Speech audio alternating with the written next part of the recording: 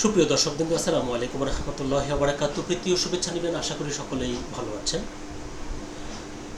সম্প্রতি বৈষম্য বিরোধী ছাত্র আন্দোলনের সাবেক সভাপতি এবং ছাত্র জনতার গণ অভ্যুত্থানে রাজপথে গুরুত্বপূর্ণ ভূমিকা পালনকারী রিপাত রশিদের বিরুদ্ধে ত্রয়োদশ জাতীয় সংসদ নির্বাচনের আগে গণভোটের প্রচারণার অর্থ আত্মসাতের অভিযোগে একটি সংবাদ সম্মেলন করা হয়।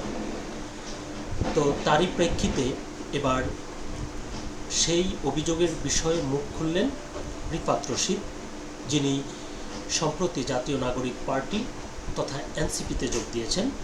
এ নিয়ে যুগান্তর পত্রিকায় একটি প্রতিবেদন প্রকাশিত হয়েছে, যার শিরোনাম করা হয়েছে গণভোটের প্রচারণার জন্য কত টাকা পেয়েছিলেন জানালেন রিপাত রশিদ।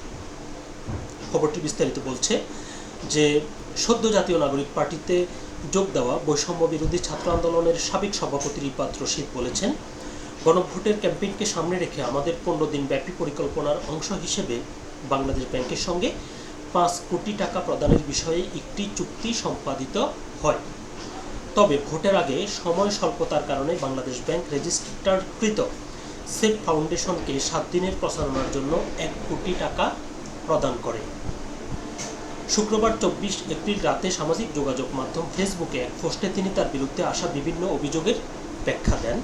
ফেসবুক স্ট্যাটাসে রিপাত রশিদ লেখেন, আপনারা ইতোমধ্যে অবগত আছেন যে বৃহস্পতিবার 23 এপ্রিল মধুর ক্যান্টিনে এক সংবাদ সম্মেলনে বৈষম্য বিরোধী ছাত্র আন্দোলনের সদ্য সাবেক মুখপাত্র সিনথিয়া জাহিন আয়েশা আমাদের বিরুদ্ধে গণভোটের অর্থ তছরূপের মিথ্যা ও ভিত্তিহীন অভিযোগ এনেছেন। কোনো সুনির্দিষ্ট তথ্য প্রমাণ ব্যতীত এহেন অভিযোগ সুস্পষ্ট অপরাধ। তবুও আমরা আপনাদের সামনে পুরো বিষয়টি পরিষ্কার করছি। আত্মপক্ষ সমর্থন করে তিনি লেখেন, গণভোটে হ্যাঁ ভোটের পক্ষে ক্যাম্পেইনের জন্য আমাদের ফান্ডের প্রয়োজন ছিল। সেই ফান্ড সংগ্রহের জন্য আমরা বেশ কিছু প্রতিষ্ঠানের সঙ্গে যোগাযোগ করি। সবশেষে বাংলাদেশ ব্যাংক আমাদের ফান্ড দিতে সম্মত হয়।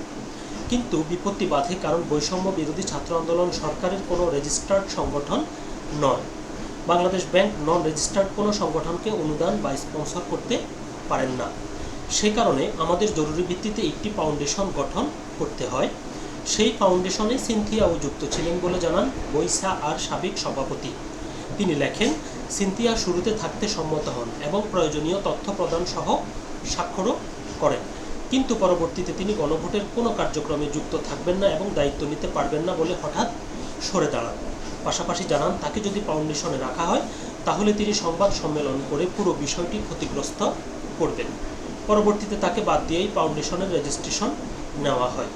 গণভোট প্রচারণার অর্থ সংগ্রহের বিষয়ে তিনি বলেন, গণভোটের ক্যাম্পেইনকে সামনে রেখে আমাদের 15 দিন ব্যাপী পরিকল্পনার অংশ হিসেবে বাংলাদেশ ব্যাংকের সঙ্গে 5 কোটি টাকা প্রদানের বিষয়ে একটি চুক্তি সম্পাদিত হয়।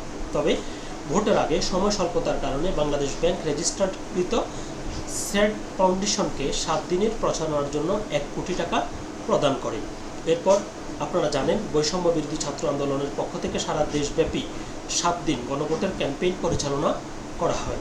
রিপাত রশিদের দাবি, গণভোটের প্রচারণার সম্পূর্ণ আর্থিক হিসাব বাংলাদেশ ব্যাংকের সঙ্গে সম্পাদিত চুক্তি অনুযায়ী বাংলাদেশ ব্যাংকের তালিকাভুক্ত একটি অডিট ফার্ম দিয়ে নিরীক্ষা করা হয় এবং সেই অডিট রিপোর্ট বাংলাদেশ ব্যাংকের সংশ্লিষ্ট দপ্তরে জমা দেওয়া হয়েছে।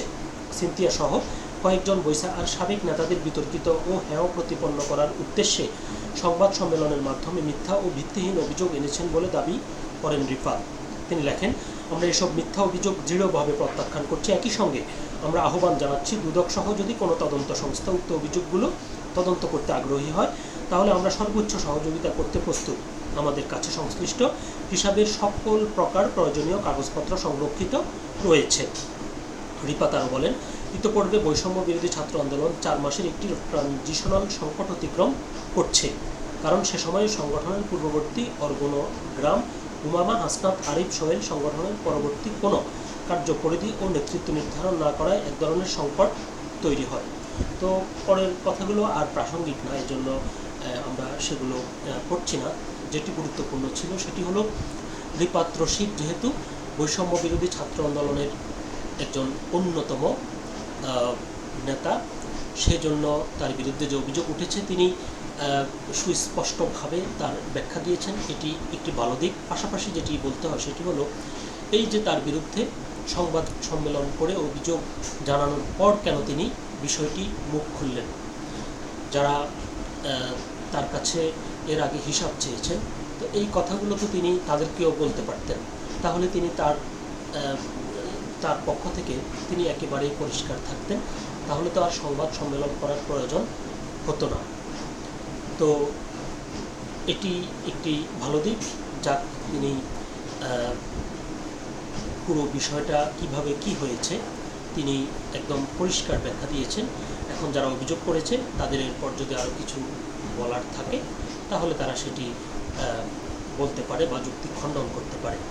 তবে রিফাত রশিদের যে পরিষ্কার করার যে বিষয়টি, এটি আমার ভালো লেগেছে এবং তিনি স্বচ্ছতার সাথে তিনি আহ্বান জানিয়েছেন যদি দুদক সহ অন্য কেউ এই বিষয়টি তদন্ত করতে চায় তাহলে তারা তাকে সহযোগিতা করার জন্য প্রস্তুত রয়েছে। সকলে ভালো থাকবেন, সুস্থ থাকবেন। আল্লাহ হাফেজ।